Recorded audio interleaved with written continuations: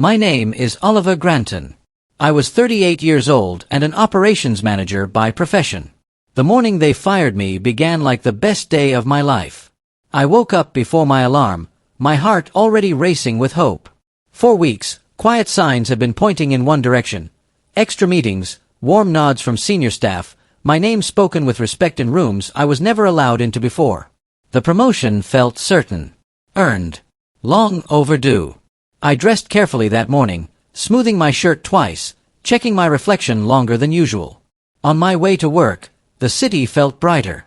The bus hummed softly, coffee steamed in paper cups, and even the cold air felt sharp and alive. I kept thinking about my late nights, the weekends I gave up, the problems I fixed without being asked. Today, I thought, it would finally mean something. The meeting invite came at 9 a.m. A short message. Conference Room B. Please come alone. My chest tightened, but I smiled. This was it. Inside the room, 3 people sat stiffly on one side of the table. No smiles. No small talk. The blinds were half closed, cutting the light into thin gray lines across the floor.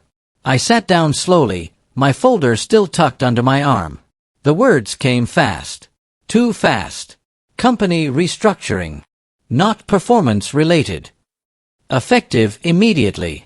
I didn't understand at first. My ears rang as if someone had struck a bell inside my head. I waited for the rest, the part where they said this was a mistake, or a test, or a strange joke. But instead, a thin envelope slid across the table. I was being fired. Right before my promotion. As I stood to leave, my legs felt weak. Through the glass wall, I noticed someone standing in the hallway, a man I had never seen before. His clothes were plain. His posture calm. And for a brief moment, our eyes met.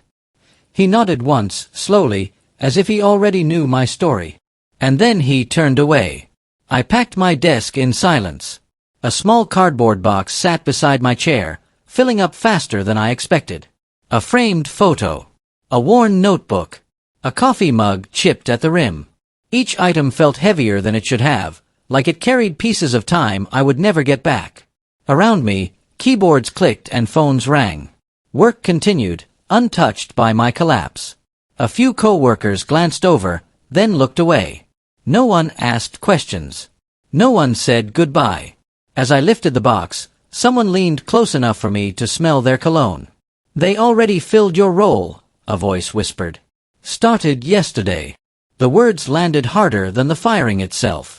I walked past the glass doors and into the open air, the building's shadow stretching long across the pavement. The sky was pale, undecided. My reflection stared back at me from the dark windows, older, smaller, erased. I didn't know where to go, so I walked. A few blocks away, I stopped at a small street-side food stall. The smell of hot bread and onions wrapped around me, warm and familiar. My wallet was thinner than it had ever been, but hunger won. I ordered the cheapest thing on the menu. That was when I noticed him. He sat on a low stool near the corner, hands folded, eyes thoughtful. The same man from the hallway. His coat was worn, his shoes dusty, but his gaze was steady. Not desperate. Not wandering. When my food came, I hesitated. Then I broke it in half and offered him a portion. He looked surprised. Then grateful. "Thank you," he said softly, as if the words mattered. We ate in silence. The street buzzed around us. At last, he looked at me and said, "Some losses aren't endings." I almost laughed.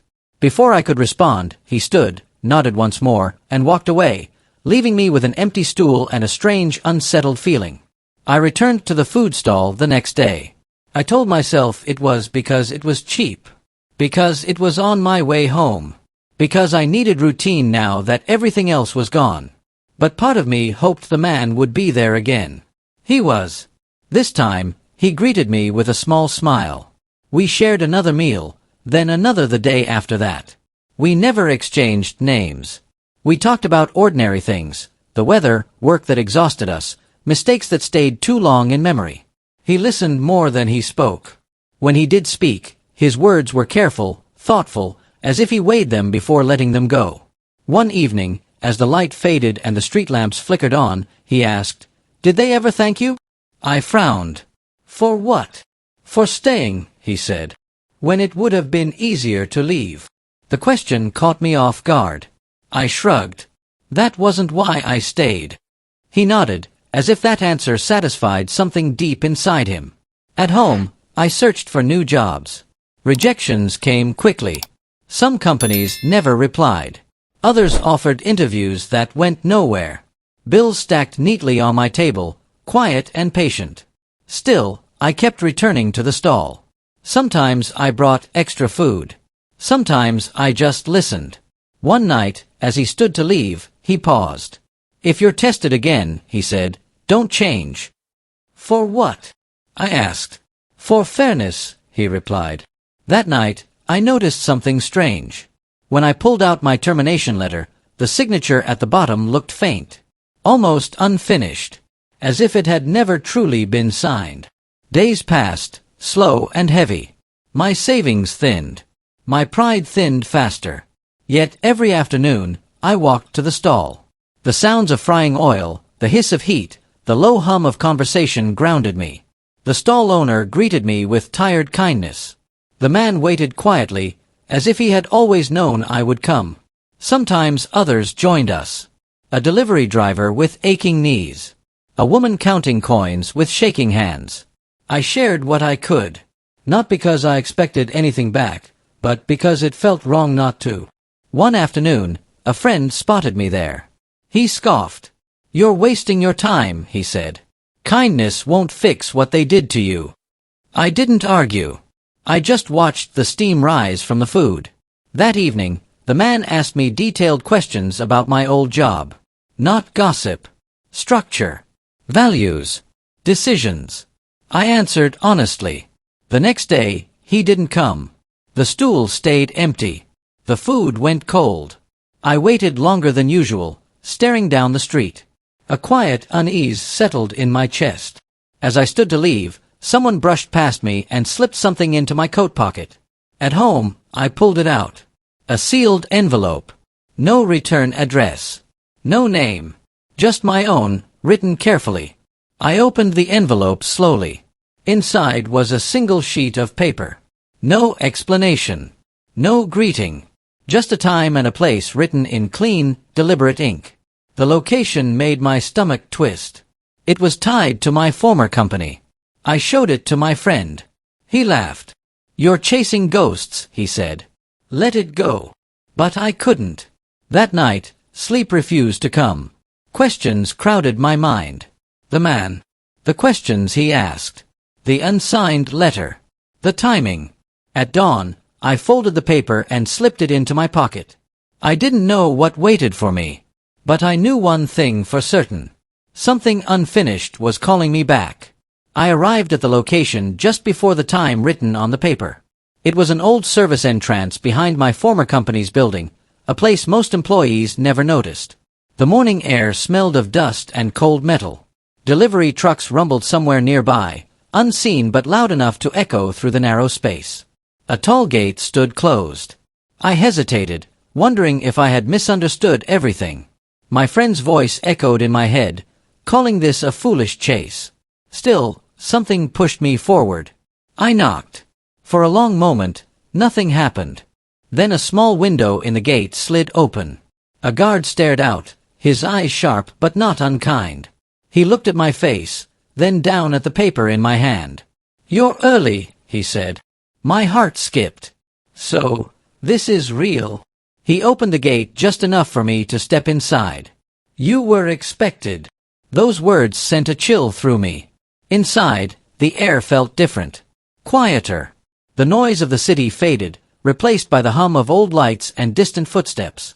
The guard led me down a narrow path that curved behind the building. I had worked there for years, yet this place felt hidden, like a secret passage. We stopped at a door I had never seen before. Wait here, he said. The door closed behind him, leaving me alone with my thoughts. I studied the walls, the floor, the faint marks of age. My reflection stared back from a dark panel, tired but alert. Minutes passed. Maybe longer. I began to wonder if this was a mistake after all. Then the door opened again. Follow me, the guard said. As I stepped forward, I noticed a framed photograph on the wall ahead. I leaned closer. The face in the picture looked strangely familiar. And that was when doubt truly set in. The hallway stretched longer than it should have, lined with framed photographs and faded plaques. Each step echoed, measured and slow. I glanced at the faces as I passed. Past leaders, founders, people whose names I had only heard in passing. One portrait stopped me cold. The eyes. They were unmistakable. It was the man from the food stall. My chest tightened as I stared at the image. The same calm gaze. The same quiet strength. Only here, he stood taller, dressed sharply, his posture commanding. The plaque beneath the frame listed a name I didn't recognize, followed by a title that made my head spin. "This can't be right," I whispered. The guard watched me carefully. "You noticed." I turned to him. "That man. I know him." He nodded once. "So it seems." Questions burned inside me, but the guard motioned for me to continue. We reached another door, larger than the last. Polished. Imposing. He stopped and faced me. "Before you go in," he said, "understand this. What happens next depends on what you choose." "Choose what?" I asked. He didn't answer. He simply opened the door. Inside, the room was wide and bright, filled with long tables and tall windows. Sunlight poured in, revealing a space both grand and restrained.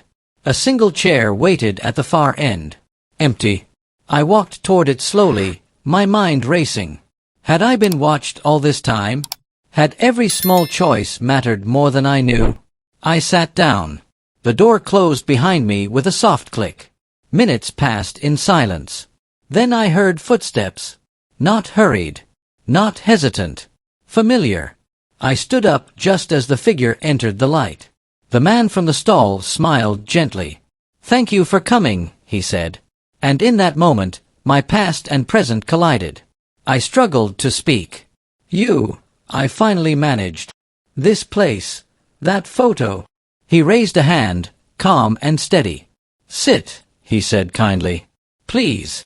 I obeyed, my legs weak. He took the seat across from me, folding his hands the same way he always had at the stall. For a moment, it felt like any other day.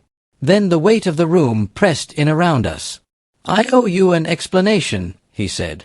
"Yes," I replied. "You do." He nodded. "I didn't meet you by accident." The words hit hard.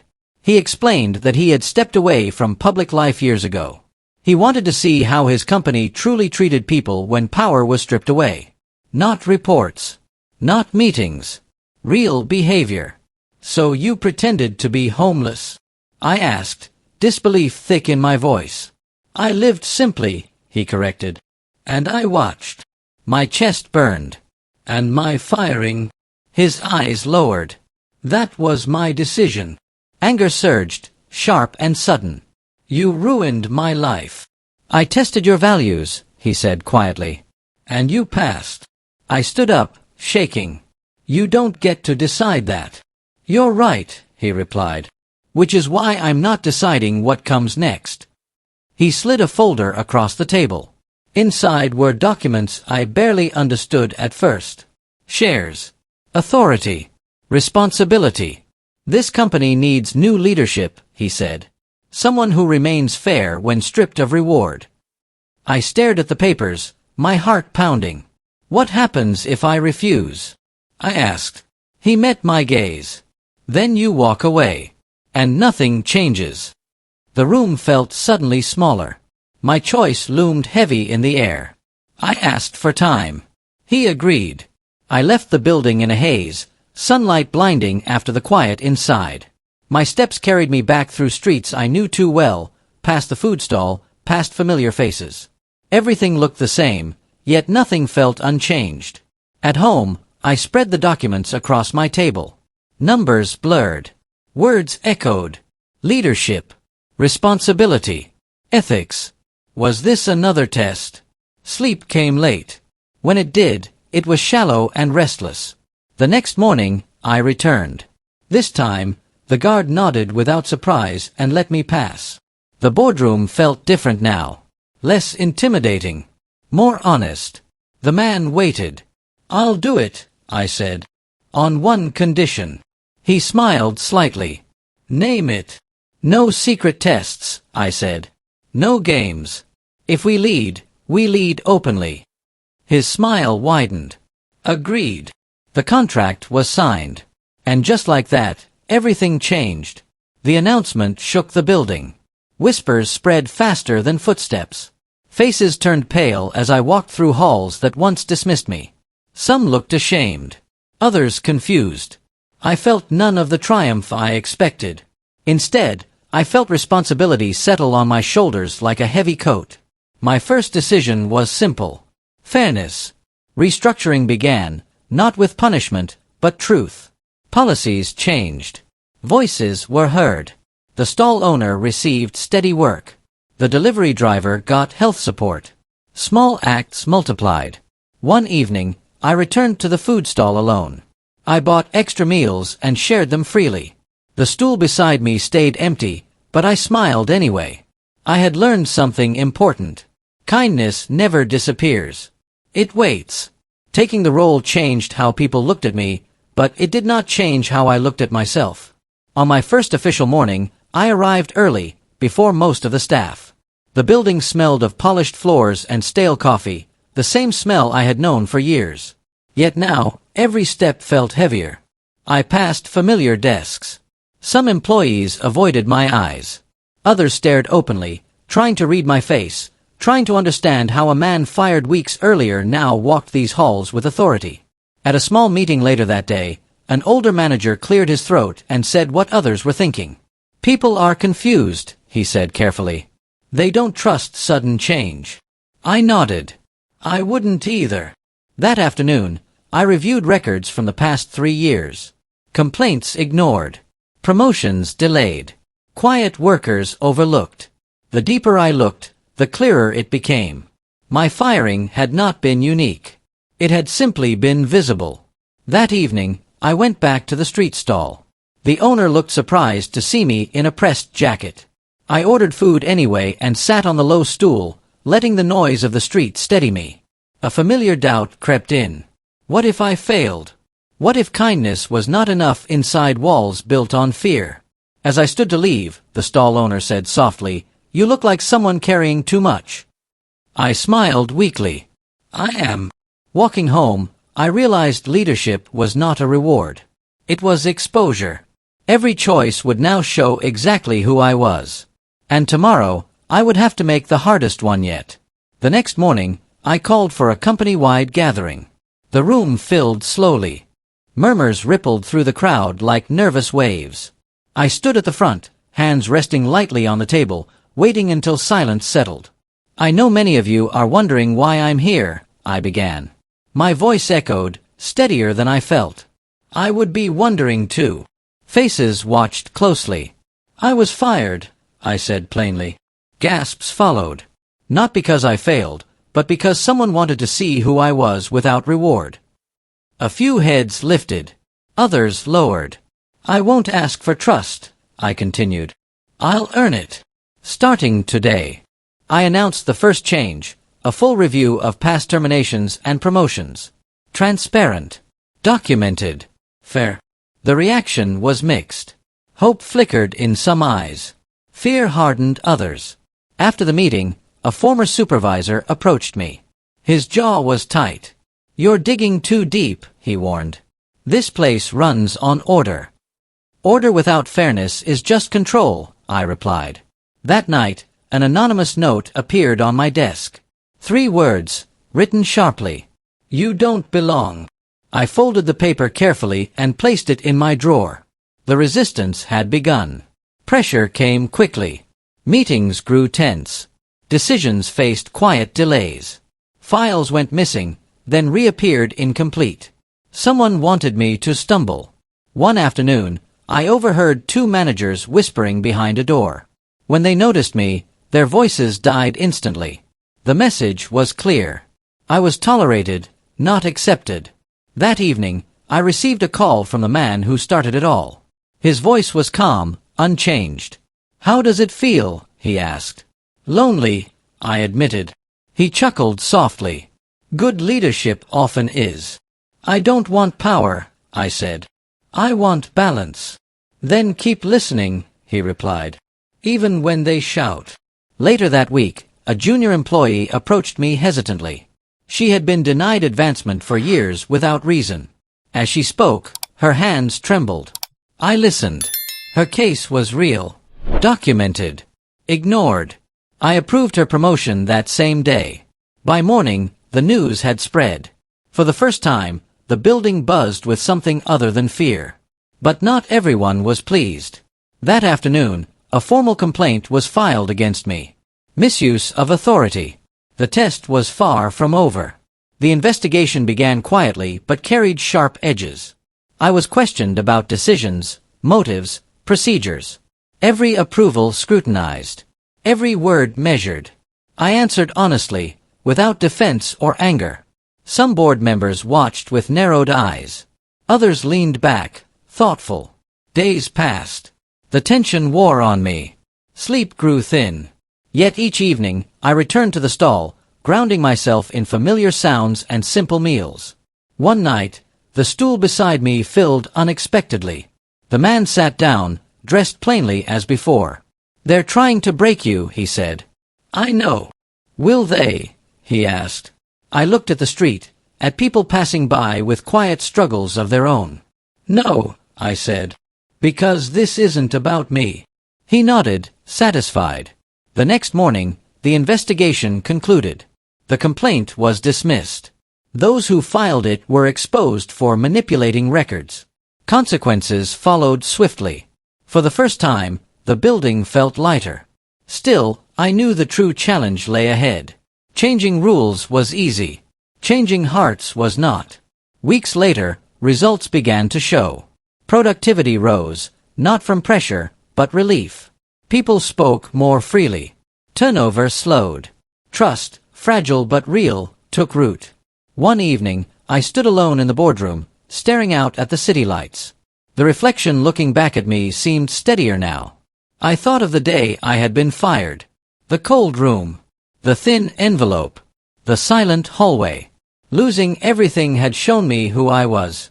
Gaining responsibility showed me who I needed to be. As I left the building, I noticed the food stall glowing softly in the distance. I walked there, ordered extra meals, and paid quietly. Why do you do this? The owner asked. I smiled. Because someone once did it for me. Walking home, I felt a calm certainty settle in my chest. The story was not over. But for the first time, I knew exactly how I wanted it to end. Change always brings shadows with it. As weeks passed, I noticed new patterns forming beneath the calm surface.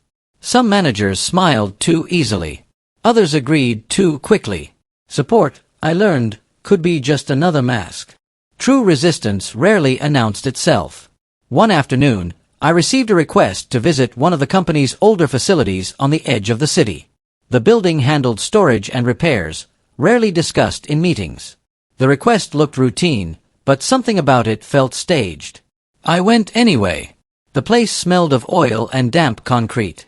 Machines hummed like tired animals. Workers paused when they saw me, their faces guarded. A supervisor guided me through the space, explaining numbers that did not match the records I had seen.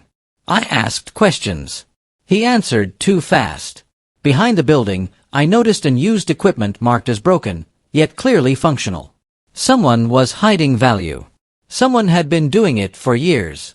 That evening, I reviewed files late into the night. Patterns emerged. Funds redirected. Maintenance delayed. Blame shifted downward. The same names kept appearing. This was not just poor management. It was quiet theft. As I shut down my computer, a message appeared on my screen from an unknown sender. Stop looking. I sat back, my pulse steady but alert. For the first time since taking this role, fear brushed close. Not fear for my position, but for how deep the truth might go. And how many people would fall when it surfaced. I didn't stop looking. Instead, I listened more carefully. I spoke less in meetings. I watched who avoided my gaze, who arrived late, who defended outdated systems too fiercely. One evening, a maintenance worker approached me outside the building. His hands were rough, his voice low. "They told us not to talk," he said. "But you should know, this has been happening a long time." He shared details, names, dates, small things that added up to something heavy. I thanked him and promised protection. That night, I met the man at the stall again. He listened quietly, his eyes thoughtful. "You're nearing the center," he said. "I didn't want this," I admitted. "No one who should lead ever does," he replied. The next day, I called for a private audit. Quiet. Independent. I authorized it myself. By the end of the week, the results confirmed everything. Misuse of resources. Coordinated silence. Intentional harm. When I confronted the senior figures involved, their reactions varied. One denied. One begged. One smiled thinly and said, "You don't understand how things work." "I do now," I replied. By the next morning, resignations began arriving. The building felt tense, like a breath held too long. And I knew the final test was coming. The board called an emergency session. The room felt colder than usual. Faces I had not seen in weeks appeared, some stern, some uneasy. They questioned my authority, my pace, my judgment. I answered calmly. At last, one member leaned forward. "You're dismantling systems that made this company successful," he said. I shook my head. Those systems only looked successful. Silence followed.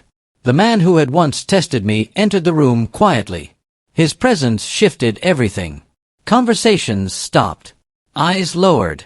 "I asked him to do this," he said simply. Murmurs spread. "He represents what this company forgot," he continued, "and what it must become." No one argued. Later that day, the changes were finalized. Leadership reshaped. Accountability enforced. The old guard was gone. As the building emptied that evening, I felt no triumph, only relief. Power, I learned, was not about standing above others. It was about standing still when truth demanded space. With the hardest decisions behind me, something unexpected happened. People began bringing ideas. Honest ones. Small improvements. Fair concerns. The company started breathing again. I visited the older facility once more. This time, workers greeted me openly. Repairs began. Equipment returned to use. Pay improved where it had been quietly cut. On my way back, I stopped at the stall. The man was already there, eating slowly. "You've done what many wouldn't," he said. "I almost didn't," I replied. He smiled. "But you did." He stood to leave, then paused. "Soon, I'll step away completely," he said. "The rest will be yours." A weight settled in my chest. "I'm not sure I'm ready." "You never were," he said gently. "That's why you are." That night, I realized the final chapter of this journey would not be about authority. It would be about legacy, and what I chose to build when no one was watching. The announcement came quietly. The man officially retired, handing full control to me. No ceremony. No applause. Just paperwork and trust. Standing alone in the boardroom afterward, I felt the full circle of it all. Fired. Tested. Chosen. I thought of the food stall. The shared meals. The silent lessons. I approved a new initiative that day. Support programs, fair reviews, open doors. Not headlines. Foundations. That evening, I returned to the stall with more food than usual. People gathered. Laughter rose. For a moment, the world felt balanced. As I watched the street glow under soft lights, one thought stayed with me. The greatest reward had not been power or position. It had been the chance to return what I was given. And I knew the final moments of this story would prove whether I truly understood that gift. The weeks after the retirement felt strangely quiet. Without the man's steady presence, every decision rested fully on me. There was no hidden guide anymore, no quiet observer in the corner. Just my judgment and its consequences. I spent more time outside the office. I walked through facilities unannounced. I listened without taking notes. I paid attention to what people said when they thought nothing would change. One afternoon, I received news that unsettled me. The group of former executives who had resigned were planning legal action. They claimed unfair removal, abuse of authority. They wanted their power back. The papers arrived thick and formal, filled with sharp language. My hands trembled slightly as I read them. Not from fear of losing my position, but from the thought of everything unraveling. That evening, I went to the stall alone. The stool where the man used to sit stayed empty. For the first time, I truly felt his absence. I ordered food, but it tasted flat. On my way home, doubt followed me closely. Had I moved too fast? Had I underestimated how deeply people would fight to protect their comfort? At home, I reread the old termination letter. The unsigned one. I finally understood. This journey had never been about revenge, or even justice alone. It was about choosing who I would be when tested again. And the test was far from finished. The legal challenge moved quickly. Meetings filled my days. Advisors warned me to settle quietly, to protect the company's image. Compromise, they urged. It's safer. I listened, then shook my head.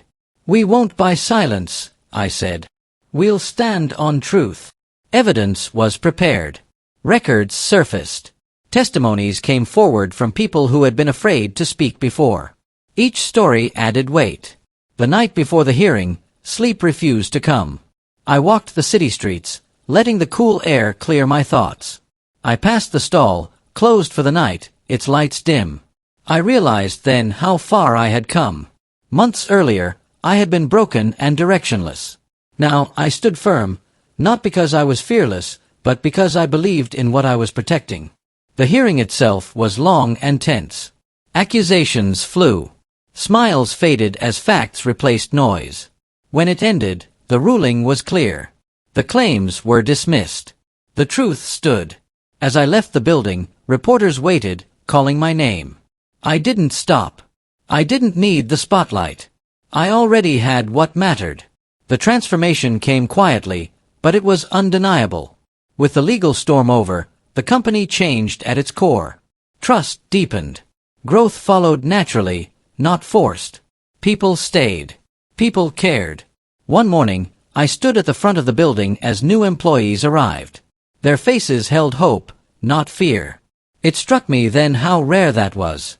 Later that day, I announced something new. A foundation. It would support workers in transition. People fired unfairly. People overlooked. People starting over. No hidden tests. No conditions. The room fell silent, then filled with applause. That evening, I returned to the stall with a simple envelope. Inside was funding, permits, and a long-term plan. I handed it to the owner quietly. For what? He asked. For believing, I said. As I sat there eating, I felt the weight lift fully from my chest. The greatest transformation wasn't the company. It was me. I visited the old service entrance one last time. The gate stood open now, no longer hidden or locked away. Sunlight poured through, warming the concrete. I walked slowly, remembering the fear and confusion of that first visit. Inside the building, I passed the hallway of portraits. The man's photograph still hung there, unchanged. I stopped and studied it. Thank you, I whispered. Not for the power, but for the lesson. That evening, I hosted a simple gathering at the stall. Employees, neighbors, workers from every level stood side by side, eating and talking freely. No titles. No barriers. Laughter rose into the night air. For a moment, everything felt whole. As the crowd thinned, I stayed behind, helping clean up. Grease stained my hands. I didn't mind. Power had come full circle, and it no longer defined me. Looking back, I understand now why I had to be fired. If I had been promoted the usual way, I would have gained comfort, not clarity. Authority, not understanding. I would have led from above, not beside. Losing everything stripped me down to my values. Being watched tested them. Being chosen confirmed them. I still visit the stall often. I still listen more than I speak. And when I make decisions, I remember what it felt like to sit on that low stool, counting coins, sharing half a meal with a stranger. Kindness didn't save me immediately. It waited. And when it returned multiplied, not as revenge, but as responsibility. If there is one lesson my story carries, it is this. You never know who is watching how you treat people when you think nothing matters.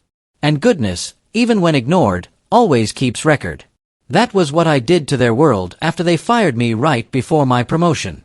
Not destruction, but transformation.